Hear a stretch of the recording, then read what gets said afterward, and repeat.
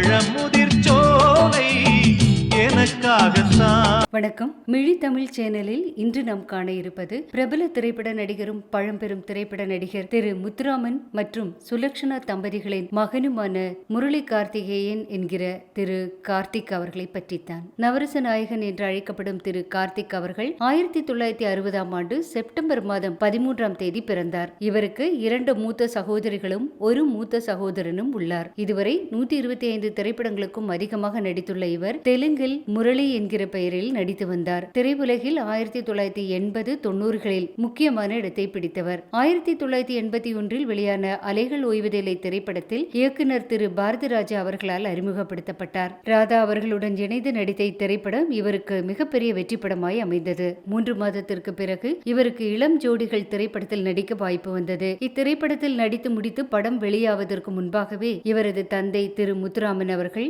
ஊட்டியில் படப்பிடிப்பிற்கு சென்றபோது மாரடைப்பால் காலமானார். இளம் ஜோடிகள் திரைப்படத்திற்கு பிறகு பகவதிபுரம் ரயில்வே கேட், நல்லவனுக்கு நல்லவன், பேய் வீடு, ராஜதந்திரம் போன்ற படங்களில் நடித்தார். என்றாலும் 1986இல் வெளியான மௌனராகம் திரைப்படத்தில் சிறிது நேரமே வந்தாலும் இவரது சுறுசுறுப்பான துள்ளலான நடிப்பால் ரசிகர்களை பெரிதும் கவர்ந்தார். அதே சமயத்தில் தொடர்ந்து தெலுங்கிலும் நடித்து வந்தார். 1987இலிருந்து இவரது நடிப்பில் வெளியான வண்ண கனவுகள், அக்னி நட்சத்திரம், இதயத்தாமரை, கிழக்கு வாசல், கோபுர வாசலிலே போன்ற படங்கள் இவருக்கு வெற்றி படங்களாய் அமைந்தது. இவர் தொடர்ந்து நடித்த படங்களில் சில பெரிதாக பேசப்பட்டது. அதே சமயத்தில் சில படங்கள் இவருக்கு கை கொடுக்கவில்லை என்று சொல்லலாம். பொன்னுமணி, கோகுலத்தில் சீதை, பூவேலி போன்ற படங்கள் இவருக்கு பெயரையும் புகழையும் பெற்றுத்தந்தது. ஆரம்பத்தில் இவர் பேசுவது அப்படியே அவரது தந்தை முத்துராமன் அவர்களைப் போலவே இருப்பதாக எல்லோரும் கூறவே அதன்பின் தன் குரலுக்கு ஒரு புதிய அடையாளத்தை உருவாக்கி கொண்டதாக ஒரு நேர்காணலில் கூறியிருந்தார். அதே போல நடிப்பிலும் தனக்கென ஒரு ஸ்டைலை உருவாக்கி கொண்டார். தந்தை முத்துராமன் அவர்களின் சாயலோ அல்லது பலரும் பின்பற்றும் திரு எம்ஜிஆர், திரு சிவாஜி அவர்களைப் போலவோ அல்லாமல் தனி ஸ்டைலை தனக்கென உருவாக்கி கொண்டார் என்று இன்றளவும் இவரை பாராட்டி வருகின்றனர். இவருக்கு அமைந்த திரைப்பட பாடல்கள் இவருக்கு மேலும் புகழை சேர்த்தது.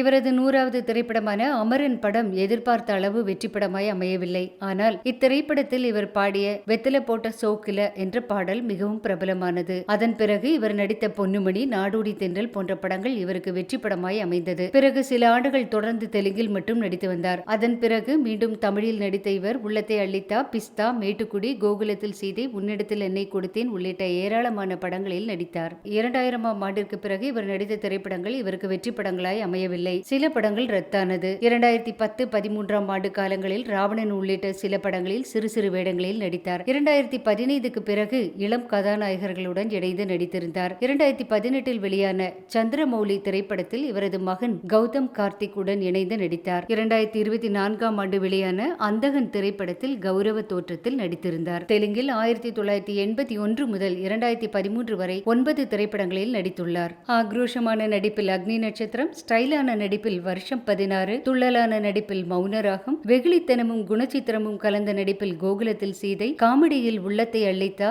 ரசிகைகளின் ஹீரோவாக இதயத்தாமரை, குணச்சித்திர வேடத்தில் உன்னிடத்தில் என்னை கொடுத்தேன், இப்படி இவர் நடித்த ஏராளமான திரைப்படங்களை சொல்லிக் கொண்டே போகலாம். மௌனராகத்தில் மிஸ்டர் சந்திரமௌலி காட்சியும், கோகுலத்தில் சீதையில் பேருந்தில் இவர் பயணம் செய்யும் போது வெகுளியாய் இவர் பேசிய வசனங்களும் நடிப்பும் யாராலும் மறக்க முடியாது. அதே போல உன்னிடத்தில் என்னை கொடுத்தேன் திரைப்படத்தில் தயங்கி தயங்கி மேடைக்கு செல்லும் காட்சியும் ரசிகர்களின் மனதை விட்டு நீங்காது என கூறலாம். இவர் பெற்ற விருதுகள் அக்னி நட்சத்திரம், வருஷம் 16, கிழக்கு வாசல், பொன்னுமணி போன்ற படங்களில் சிறப்பாக நடித்ததற்காக சிறந்த நடிகருக்கான பிலிம் ஃபேர் அவார்ட் சவுத் 4 முறை பெற்றுள்ளார். தமிழ்நாடு அரசிடமிருந்து சிறந்த புதுமுகத்திற்கான விருதை அலைகள் ஓய்வதில்லை திரைப்படத்திற்கும், சிறந்த நடிகருக்கான விருது கிழக்கு வாசல் திரைப்படத்தில் நடித்ததற்காகவும் பெற்றார். அக்னி நட்சத்திரம் திரைப்படத்தில் சிறப்பாக நடித்ததற்காய் சிறந்த நடிகருக்கான சிறப்பு விருது தமிழக அரசிடமிருந்து பெற்றுள்ளார். அதே போல பூவேலி, உன்னிடத்தில் என்னை கொடுத்தேன் போன்ற படங்களில் நடித்ததற்காய் சிறந்த நடிகருக்கான சிறப்பு விருதை தமிழக அரசிடமிருந்து பெற்றுள்ளார். தவிர சிறந்த நடிகருக்கான சினிமா எக்ஸ்பிரஸ் விருதும் 1988இல் தெலுங்கில் அபிநந்தன் திரைப்படத்திற்காய் நந்தி ஸ்பெஷல் ஜூரி அவார்டும் பெற்றுள்ளார். இவர் திரைப்படங்களில் நடித்ததோடு மட்டுமல்லாமல் அமரன், சுயமரியாதை, சின்ன ஜமீன், சிஷ்யா, பிஸ்தா, பூவேலி, ஹரிச்சந்திரா போன்ற திரைப்படங்களில் பாடல்களை பாடியுள்ளார். இதில் இளையராஜா இசையில் சின்ன ஜமீன் திரைப்படத்தில் ஒரு பாடலை பாடியுள்ளார். திரு கார்த்திக் அவர்கள் இன்றளவும் லட்சக்கணக்கான ரசிகர்களை கொண்டுள்ளார். குறிப்பாக ரசிகைகளால் அதிகம் கவரப்பட்டுள்ளார் என்பதை இவரை பற்றிய தகவல்கள் வரும் ஒவ்வொரு வீடியோவிலும் கமெண்ட் பாக்ஸில் காண முடிகிறது. இவர் நடித்த திரைப்படங்களிலிருந்து சில பாடல் காட்சிகள்.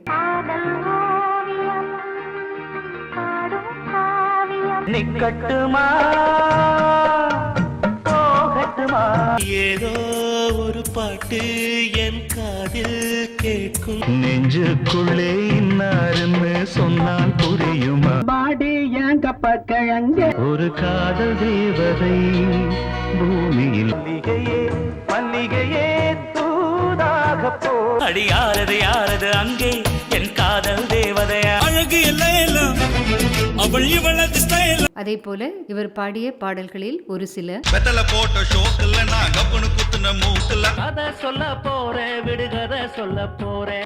திரு கார்த்திக் அவர்கள் 2006ஆம் ஆண்டு ஆல் இண்டியா ஃபார்வர்ட் பிளாக் கட்சியில் இணைந்தார். பின்னர் 2009ஆம் ஆண்டு அகில இந்திய நாடாளும் மக்கள் கட்சியை துவக்கினார். பின்னர் அதையும் விட்டு 2018களில் மனித உரிமை காக்கும் கட்சி என்ற பெயரில் கட்சியை துவக்கினார். பின்னர் சில ஆண்டுகளில் அரசியலிலிருந்து முற்றிலுமாக விலகிக் கொண்டார். குடும்ப வாழ்க்கை 1989இல் வெளியான சோலே குயில் திரைப்படத்தில் நடித்தபோது அத்திரைப்படத்தின் கதாநாயகியான ராகினியை விரும்பி திருமணம் செய்து கொண்டார். இந்த தம்பதிகளுக்கு கௌதம் கார்த்திக், ஞான் கார்த்திக் என 2 மகன்கள் உள்ளனர். பின்னர் இவரது மனைவி ராகினியின் சகோதரியான ரதி என்பவரை 1992ஆம் ஆண்டு திருமணம் செய்து கொண்டார். இவர்களுக்கு திறன் கார்த்திக் என்ற ஒரு மகன் உள்ளார். இதில் கௌதம் ராம் கார்த்திக் மற்றும் ஞான் கார்த்திக் இருவருடைய திருமணமும் முடிந்தது. மூத்த மகனான கௌதம் ராம் கார்த்திக் திரைப்படங்களில் நடித்து வருகிறார் என்பது நம் அனைவருக்கும் தெரியும். திரு கார்த்திக் அவர்கள் தனது சொந்த வாழ்க்கை பிரச்சனையாலும் வேண்டாத பழக்கம் அன்றைய காலகட்டத்தில் தனக்கு இருந்ததாலும் திரைப்படங்களில் நடிப்பதில் அவ்வளவாக கவனம் செலுத்த முடியாததால் வாய்ப்புகளை இழந்ததாகவும் தற்போது அந்த பழக்கத்தை நிறுத்திக் கொண்டதாகவும் சில ஆண்டுகளுக்கு முன் வெளியான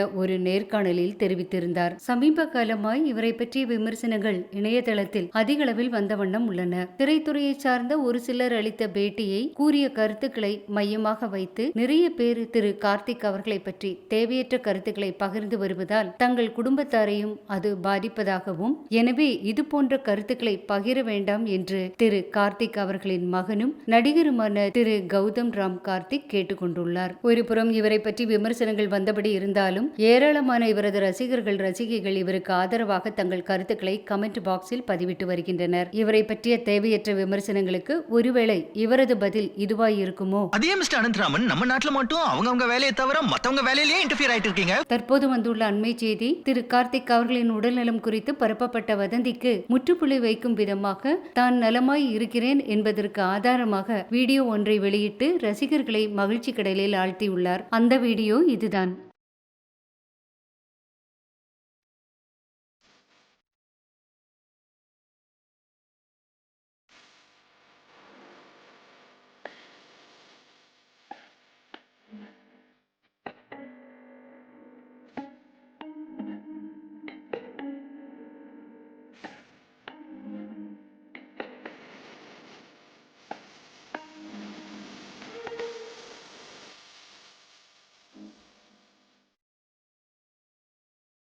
திரு கார்த்திக் அவர்கள் நீண்ட ஆயுளுடனும் ஆரோக்கியத்துடனும் மன அமைதியுடனும் மன மகிழ்ச்சியுடனும் வாழ வேண்டும் என்று இறைவனை வேண்டுவோம். மீண்டும் வேறொரு வீடியோவில் சந்திப்போம். நன்றி, வணக்கம்.